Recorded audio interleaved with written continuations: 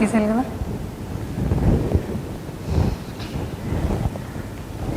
Human genome project HGP. Human genome project అంటే ఏంటి, దాని యొక్క ముఖ్యమైన ఉద్దేశాలు ఏంటి, దాని యొక్క లక్ష్యాలు ఏంటి, ఇవి మనం చూద్దాము.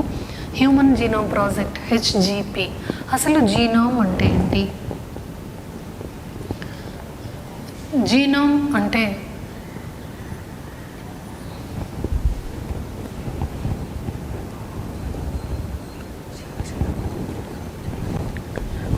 ఏదైనా ఒక జీవికి చెందిన మొత్తం జన్యు సమాచారాన్ని కలిగినటువంటి డిఎన్ఏ మొత్తాన్ని జీనోమ్ అని పిలుస్తారు.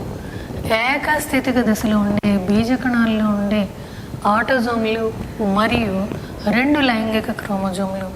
మనలో 46 క్రోమోజోమ్లు ఉంటాయి. మానవుల్లో 46 క్రోమోజోమ్లు 23 జతలుగా ఉంటాయి.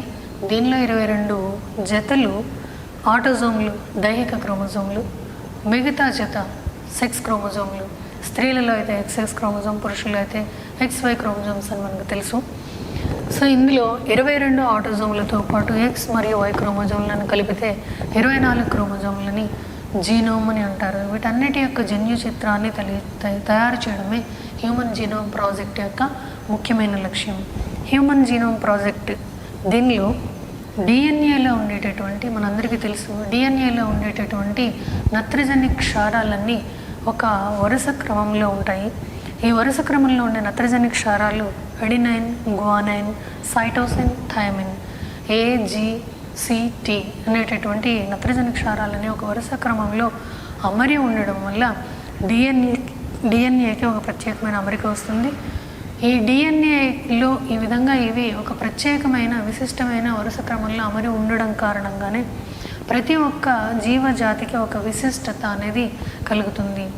ఏ జీవికి ఆ జీవికి ప్రత్యేకమైన అమరిక ఉండడం కారణంగానే ఆ జీవజాతి యొక్క విశిష్టత అనేది ఉంటుంది. సో ఇది human genome project. Human genome project ద్వారా మొత్తంగా జన్యువులు ఏ విధంగా అమరి ఉన్నాయి, డిఎన్ఏలో ఉండేటటువంటి జన్యువుల అమరిక ఏ విధంగా ఉంది అనేది తెలుసుకోవడమే హ్యూమన్ జీనోమ్ ప్రాజెక్ట్ యొక్క ముఖ్య ఉద్దేశం. ఇది 1990లో అమెరికా ప్రభుత్వం ఏర్పాటు చేసింది. హ్యూమన్ జీనోమ్ ప్రాజెక్ట్ని తెలుసుకునే ఒక సంస్థని ఏర్పాటు చేసింది. ఇది 2003 నాటికి హ్యూమన్ జీనోమ్ ప్రాజెక్ట్ పూర్తయింది. మానవులతో పాటుగా ఇంకా కొన్ని బ్యాక్టీరియా, ఈస్ట్ ఇలాంటి సూక్ష్మజీవుల్లోనూ అలాగే కొన్ని రకాల మొక్కల్లోనూ కూడా జన్యు చిత్రాలని ఆవిష్కరించారు. హ్యూమన్ జీనోమ్ ప్రాజెక్ట్ యొక్క ముఖ్యమైన లక్ష్యాలు ఏంటో చూద్దాము. హ్యూమన్ జీనోమ్ ప్రాజెక్ట్ యొక్క ముఖ్యమైన లక్ష్యాలు: మానవ జీనోమ్లో ఉండేటటువంటి 20,000 నుంచి 25,000 జన్యువుల్ని గుర్తించడం. మానవ జన్యువుల్లో జీనోమ్లో ఉండేటటువంటి జన్యువులు 20,000 నుంచి కనీసం 20,000 నుంచి 25,000 జన్యువుల్ని గుర్తించడం. రెండవది, మానవ జీనోమ్లోని 3 బిలియన్ల నత్రజని క్షారాల వరుస క్రమాన్ని నిర్ధారించడం. జీనోమ్లో ఉండేటటువంటి 3 బిలియన్ల నత్రజని క్షారాలు అంటే అడినైన్, గ్వానైన్, సైటోసిన్, థైమిన్ లాంటి నత్రజని క్షారాల వరుస క్రమాన్ని నిర్ధారించడం. మూడవది, జీవశాస్త్ర దత్తాంశ విశ్లేషణకు కావాల్సిన పరికరాలని, పద్ధతుల్ని, అంటే ఈ చేయడానికి కావాల్సిన పరికరాలని, పద్ధతుల్ని మెరుగుపరుచుకోవడం.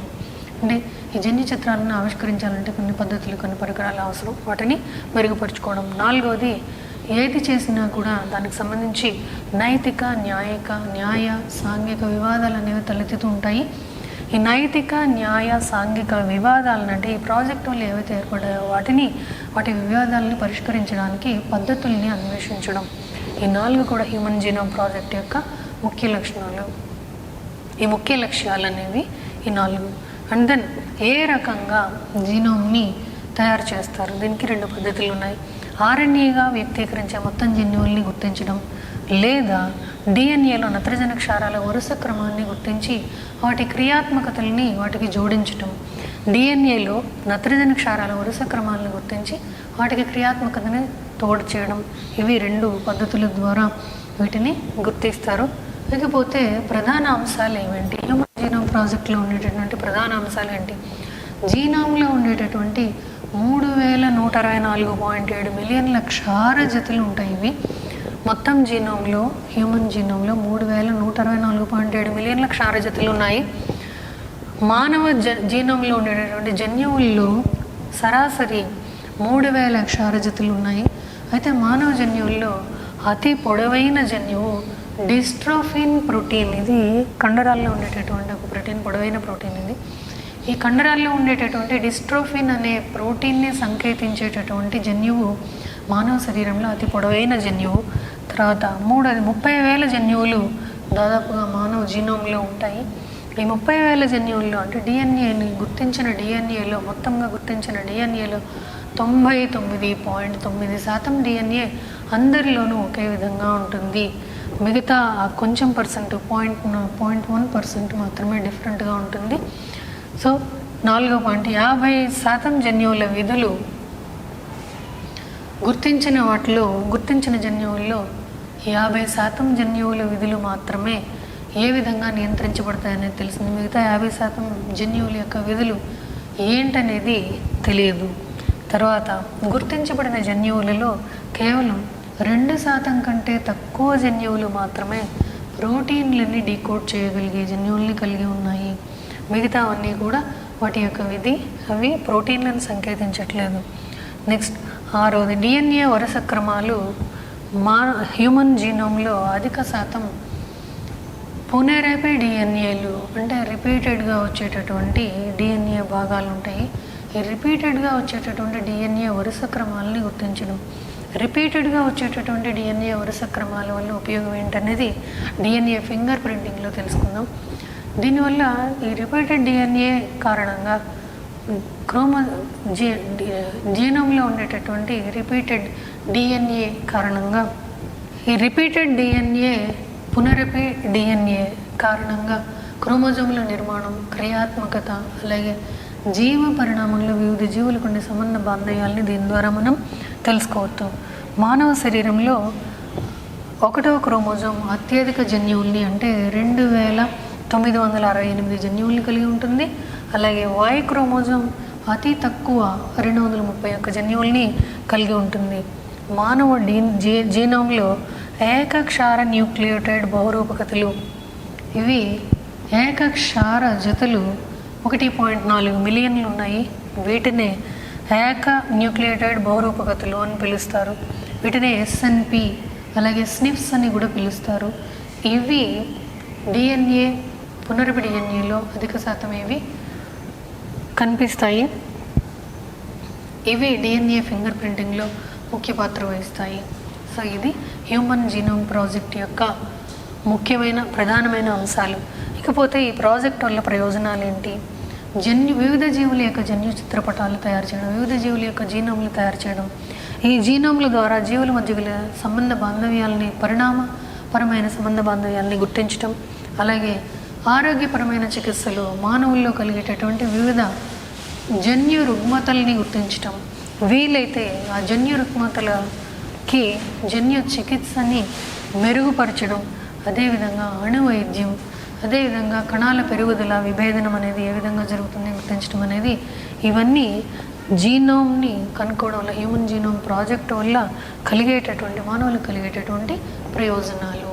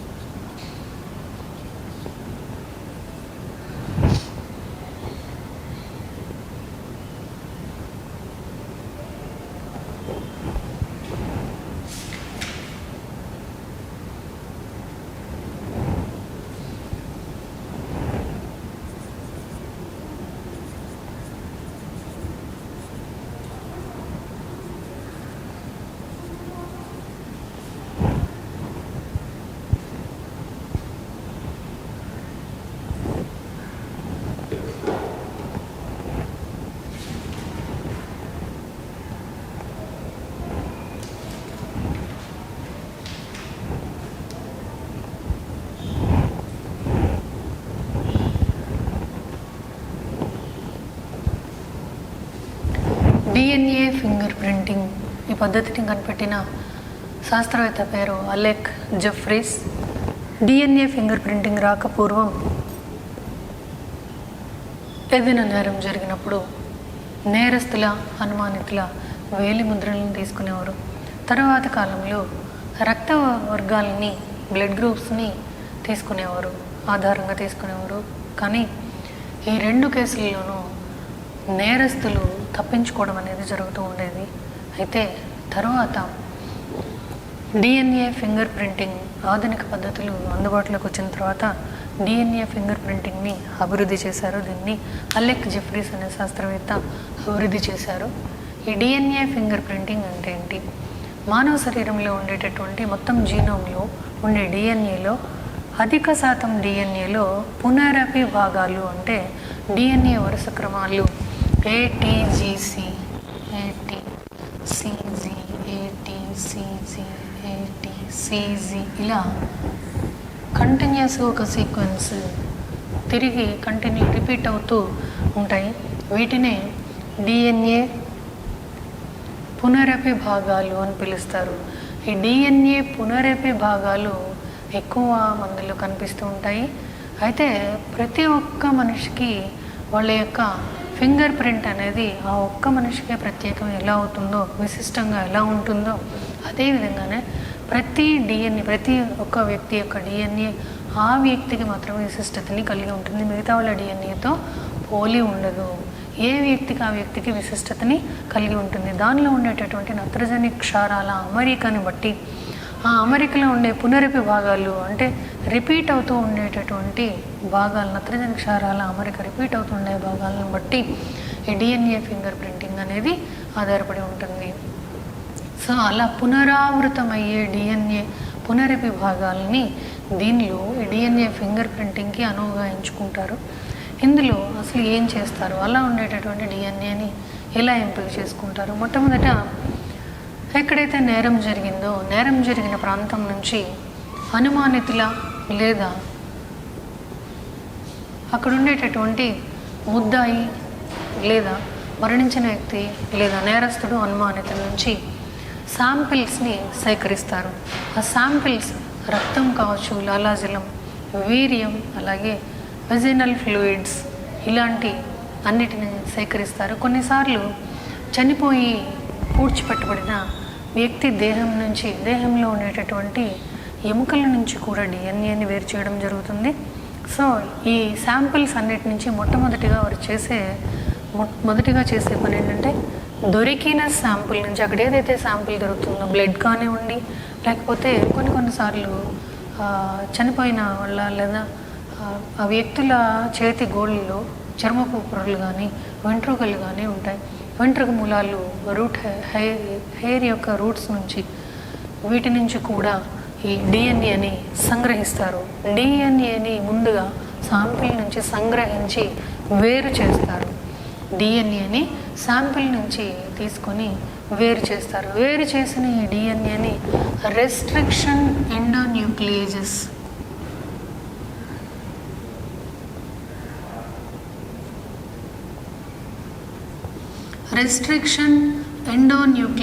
అనేటటువంటి ఎంజైమ్స్ను ఉపయోగించి ముక్కలుగా కత్తిరిస్తారు. దీన్ని డిఎన్ఏ ఖండీకరణ అంటారు. రెస్ట్రిక్షన్ ఎండోన్యూక్లియేజెస్ను ఉపయోగించి ఈ డిఎన్ఏని ముక్కలుగా కట్ చేస్తారు. ముక్కలుగా కట్ చేసిన తర్వాత జెల్ ఎలక్ట్రోఫోరెసిస్, అగరోస్ జెల్ ఫలకం మీద జెల్ ఎలక్ట్రోఫోరెసిస్కి గురి చేయడం ద్వారా డిఎన్ఏని వేరు చేస్తారు. డిఎన్ఏలో పెద్దగా ఉండే పోచలని ఒకవైపుకి, చిన్నగా ఉండే డిఎన్ఏ పోచలని ఒకవైపుకి వచ్చేస్తాయి. జెల్ ఎలక్ట్రోఫోరెసిస్ పద్ధతి ద్వారా దీన్ని సపరేట్ చేస్తారు. తర్వాత డిఎన్ఏ స్వభావికలత. యాక్చువల్గా డిఎన్ఏ డబుల్ హెలికల్ స్ట్రాండ్, ద్విపోచ నిర్మాణం. ఈ ద్విపోచ నిర్మాణాన్ని ముందుగా డిఎన్ఏ 2 బాహువుల మధ్యలో ఉండే హైడ్రోజన్ బంధాలను విడగొట్టి ఏకపోచ డిఎన్ఏలు అయ్యేలాగా చేస్తారు. సో డిఎన్ఏ స్వభావికలత ద్వారా క్షార రసాయనాలని కలపడం ద్వారా లేదా 90 నుంచి 100 డిగ్రీలకి వేడి చేయడం ద్వారా, డిఎన్ఏని వేడి చేయడం ద్వారా ఈ డిఎన్ఏ స్వభావికలత కలిగి ఏకపోచ డిఎన్ఏలు ఏర్పడతాయి. ఏకపోచ డిఎన్ఏలు ఏర్పడిన తర్వాత దీన్ని బ్లాటింగ్ డిఎన్ఏలు ఏర్పడిన తర్వాత బ్లాటింగ్ పద్ధతికి గురి చేస్తారు, బ్లాటింగ్ ప్రక్రియకి గురి చేస్తారు. సదరన్ అనే శాస్త్రవేత్త ఈ ప్రక్రియని కనుక్కున్నారు కాబట్టి ఈయన పేరుగా సదరన్ బ్లాటింగ్ అని దీన్ని పిలుస్తారు. నైట్రోసెల్యులోజ్ ప్లేట్ను ఒకదాన్ని తీసుకొని, నైట్రోసెల్యులోజ్ పేపర్ని కలిగిన ప్లేట్ని తీసుకొని ఈ ప్లేట్ని అగరోజ్ జెల్ ఫలకం మీద ఉంచి దానిపైన కాగితపు బరువులు పెట్టినప్పుడు అగరోజ్ జెల్లో ఉండేటటువంటి తేమతో పాటుగా ఈ నైట్రోసెల్యులోజ్ ప్లేట్ మీదకి డిఎన్ఏ పోచలు అంటుకుంటాయి. అంటుకున్న తర్వాత దీన్ని అగరోజ్ జెల్ నుంచి సపరేట్ చేస్తారు. సపరేట్ చేసిన తర్వాత ఈ ప్రక్రియనే southern blotting paper, nitrocellulose paper అనేది బ్లాటింగ్ పేపర్ లాగా ఉంటుంది. దీన్ని సదరన్ బ్లాటింగ్ అంటారు. దీని ద్వారా ఏకపోచ డిఎన్ఏలను దాని మీదకి ట్రాన్స్ఫర్ అయ్యేలా చేస్తారు. చేసిన తర్వాత రేడియో ధార్మిక ప్రోబ్ల ద్వారా డిఎన్ఏని గుర్తిస్తారు. ఆల్రెడీ డిఎన్ఏ సీక్వెన్స్కి అనుగుణంగా వీళ్ళు రేడియో ధార్మిక డిఎన్ఏ, కృత్రిమ డిఎన్ఏని తయారు చేసుకుంటారు.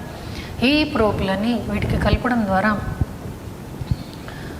ఈ ఉన్నటువంటి ఏకపోచ డిఎన్ఏలు వీటితో సంకరణం చెందుతాయి.